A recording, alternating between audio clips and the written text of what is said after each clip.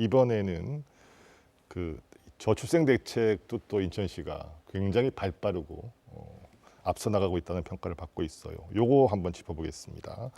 자, 최근에 이제 인천형 저출생 정책 제3호 이게 이제 이름이 아이 플러스 차비드림이라더라고요. 네. 이름을 보니까 아마 교통비 지원 네. 같습니다. 어떤 내용입니까? 네, 인천에서는 저출생 대책을 지금 과감하게 1호, 2호를 이미 발표했고 또 한편은 이 대중교통을 시민들이 편리하게 이용할 수 있도록 하는 아이패스 제도를 발표했는데 이것이 좀 접목이 된 겁니다.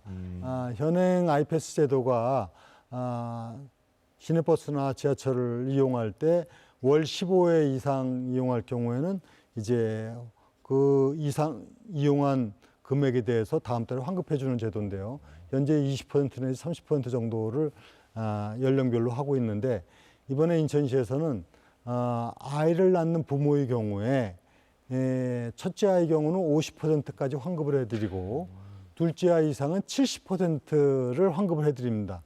이렇게 되면 현재 아이패스를 좀 더 효율적으로 활성화시켜 나가는 것뿐만이 아니라 출생률을 높이는 데도 크게 도움이 될 거로 보여지고 있습니다. 그렇군요. 자, 이제 세 번째 정책은 이거고요. 첫 번째, 두 번째 정책도 굉장히 네. 파급 효과가 컸어요. 우선 두 번째 거부터 네. 보겠습니다. 지난 7월에 발표한 인천형 주택 정책 아이 플러스 집드림.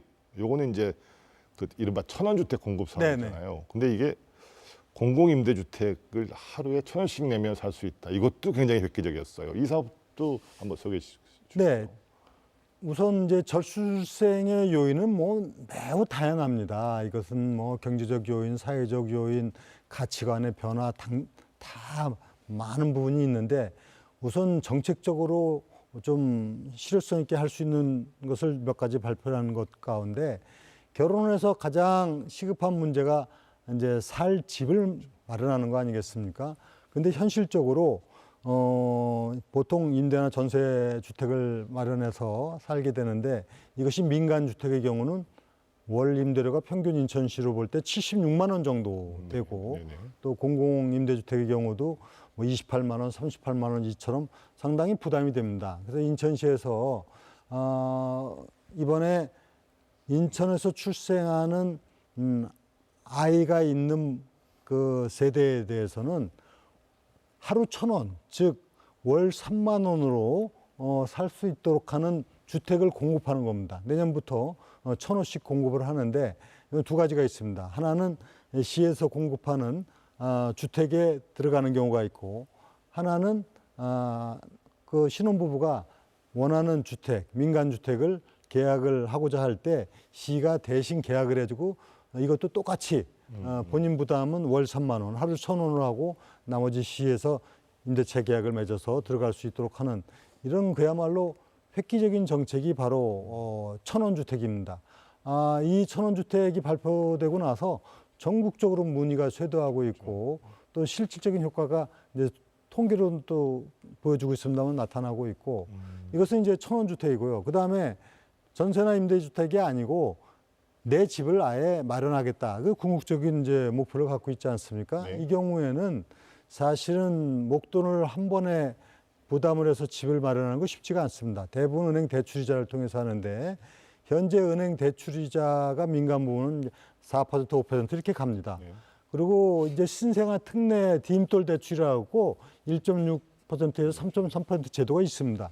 이것도 이제 부담이 되죠. 그래서 인천에서는 본인이 1% 대출이자만 내고 나머지는 이제 시에서 부담하는 형태로 주택을 공급하는 겁니다. 이것도 이제 내년도에 500호를 공급을 하는데 이런 1,000원 주택이나 1% 대출이자 주택 공급 이것은 현실적으로 신혼부부들에게는 아주 큰 희망으로 지금 느껴질 수 있고 이로 인한 예산은 역시 또 생각보다 그렇게 많지 않습니다. 1,000원 주택 그리고 1% 대출이자 내년도 예산에 100억을 이미 세워놨는데 아까도 말씀드렸지만 인천시 예산이 15조가 되는 예산 중에서 극히 작은 예산 갖고 정책의 효과는 아주 큰 그야말로 흔히 얘기하는 가성비로 보면 대단히 좋은 정책이기 때문에 시민들이 상당히 인기가 있고 관심들이 높은 것이 사실입니다. 야, 그 보통은 이제 대출을 끼고 집을 사는데 이 주담대 대출 금리가 1%라면 네. 굉장히 많이 도움이 될 그렇습니다. 것으로 기대가 됩니다. 근데 사실은 인천시가 저출생 대책에 앞장선다는 것들을 가장 잘 보여준 건 1호 정책인 것 같아요. 네, 1호 정책이죠. 그 2월에 사실은 뭐 이종국 시장께서 저희 프로그램에도 나오셔가지고 네. 소개해 주셨지 않습니까? 이게 이제 그때 굉장했죠. 1억 플러스. 네. 그러니까 우선은 이 저출생 대책인데 1억이라는 말이 나온 게 이제 인천시가 그렇죠. 처음이었고 네네네. 그 후에 각 기업에서 1억이라는 얘기가 나오기 시작했고 그렇죠. 그래서 적지 않은 파장을 일으켰습니다. 사실 저출생 문제로 정부가 여러 가지 다양한 정책을 하는 것은 사실입니다. 지금도 저출생 극복을 해서 정부가 쏟아붓는 예산이 1년에 50조입니다.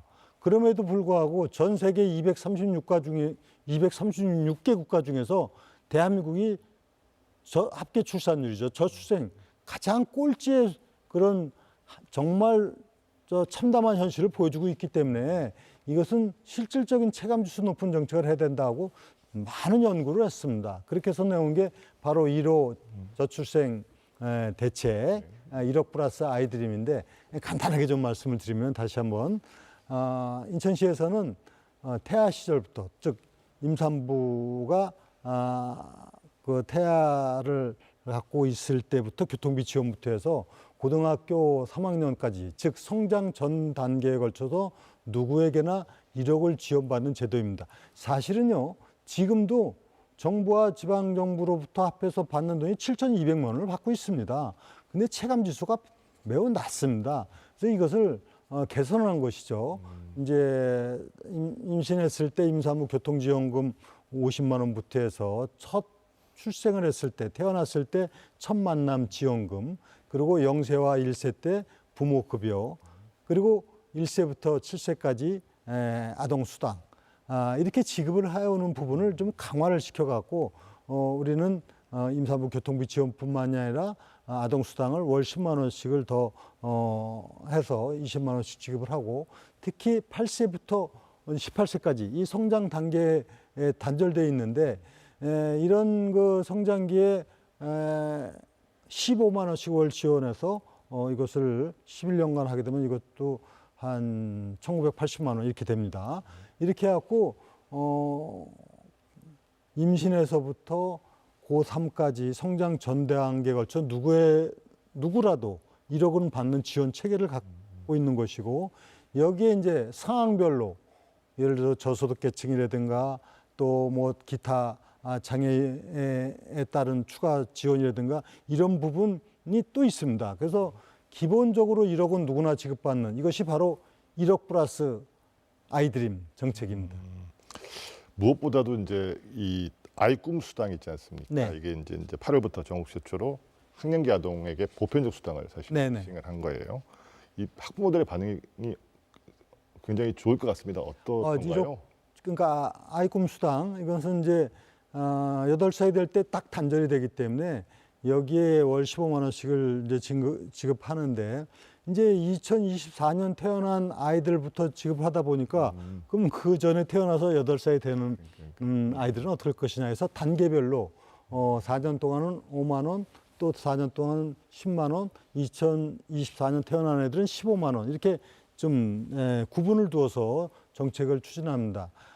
이 정책으로 인해서 사실상 상당히 호응도가 높아서 지금 인천시 경우 이런 1억 플러스 아이드림 현재 혜택을 보고 있는 사람만 4만 2천 명이 됩니다. 상당히 정책에 대한 시민 체감 지수나 호응도가 높다 하는 것을 알 수가 있죠.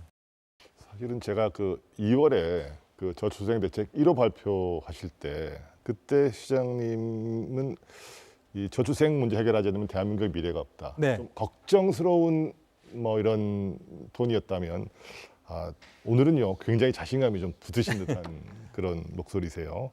지금 3호 세 번째 정책 이렇게 단계적으로 이렇게 발표해 가시면서 이제 어떻게 구체적인 성과들이 좀 이렇게 느껴지시는지 어떤 것들이 좀 있을까요? 성과가 분명히 나타나고 있다고 말씀드릴 수 있는 것이 저는 인천시에서 이런 저출생 대책을 발표하면서 인천시만의 문제가 아니라 대한민국의 문제이기 때문에 대한민국의 정책 대전환을 촉구했던 겁니다.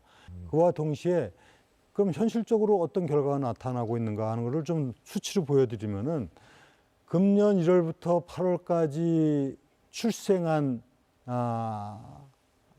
아이가 인천의 경우 전년 대비 6.5%가 늘어났습니다. 이것은 대한민국이 지금 몇 개 시도가 늘어난 데는 있지만은 인천이 압도적 1위고 11개 시도는 마이너스고 전국 평균이 마이너스 0.2 정도입니다. 근데 인천이 6.5%가 늘어났다는 것은 이건 정책의 어떤 실효성이 있다는 것을 입증하는 것이고, 다만 이제 이런 문제는 있습니다. 아이를 낳는데 금방 태어나는 게 아니지 않습니까? 기간이 걸리죠. 근데 이미 인천에 주소를 두고 이런 정책이 실효되기 때문에 인천으로 이사 오는 숫자가 많아지고 있다. 이렇게 볼 수도 있어요. 그러니까 이거를 전국적으로 시행하게 되면은 바로 이 저출생 극복에 굉장히 큰 효과가 있을 것이다. 저는 이렇게 생각을 합니다. 자, 이번에는 다른 문제도 좀 함께 짚어보도록 하겠습니다. 지난 5월에요. 그 인천 아이패스 사업, 이게 시민들이 뽑은 최고 사업 1위로 선정될 정도로 만족도가 좋았다고 그러는데요. 요거는 어떤 사업입니까? 네, 아이패스 사업은 지금 사실 대중교통을 이용하는 많은 시민들이 조금 교통비에 대한 부담을 어떻게 하면 조금 절감시켜 줄 수 있는가 하는 문제하고 동시에 조금 원활하게 대중교통을 이용할 수 있도록 하는 교통 편의성을 제고시켜 나가는데 목적을 두고 있습니다. 사실 이거는 지금 아이패스 이전에 KPS라고 해가지고 경기도 또 수도권이 이렇게 공동적으로 하는 부분이 있습니다만, 인천에서는 이걸 좀 더 두텁고 넓게 그리고 현실에 맞게끔 정책을 새로 조금 전향적으로 만든 겁니다. 즉 아이패스 제도는 지금 대중교통, 즉 시내버스나 지하철 이용할 경우에 월 15회 이상을 이용했을 때 그 추가 이용 금액에 대해서 일반 시민의 경우는 20%를 다음 달에 환급해드리고, 또 19세에서 39세까지 청년층이라든가 노인 인구에 대해서는 30%를 환급해드리고 저소득층은 53%까지 환급을 해드리는 제도입니다. 근데 이 인천의 아이패스의 특징은 이것은 인천뿐만 아니라 다른 지역에서도 다 통용이 가능하도록 설계가 돼 있어서 대단히 아이패스를 발급받으면은 굉장히 편리하다. 그다음에 교통비 절감도 이루어진다. 이런 측면에서 아이패스가 또 굉장히 주민들의 그 아이패스 가입자 수가 지금 상당히 늘어나고 있는 현실에 있습니다.